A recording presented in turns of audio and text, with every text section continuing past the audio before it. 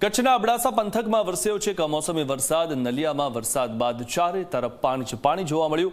નલિયાની બજારમાં જાણે નદીઓ વહેતી હોય તેવું જોવા મળ્યું છે। તો કમોસમી વરસાદના કારણે ખેડૂતો ચિંતાતુર બન્યા છે અને જે રીતે હાલમાં વરસાદ વરસી રહ્યો છે ખેડૂતો માટે ખૂબ જ મુશ્કેલી રૂપ છે, કારણ કે હાલમાં જ્યારે કાળઝાળ ગરમી પડવી જોઈએ તેની જગ્યાએ હાલમાં વરસાદ આવી રહ્યો છે।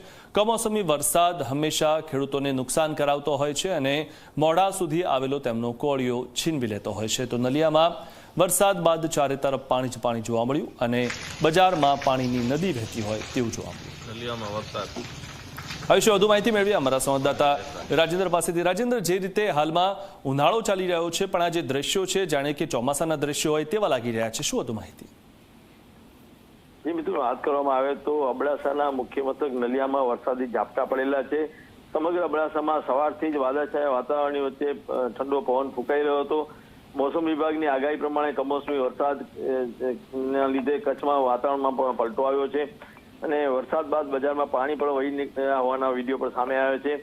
સતત કમોસમી વરસાદને કારણે જિલ્લામાં ખેતીના પાકને પણ મોટું નુકસાન થઈ હોવાનું પણ જાણવા મળી રહ્યું છે। જી મિથુન। જી આભાર રાજેન્દ્ર માહિતી આપવા બદલ।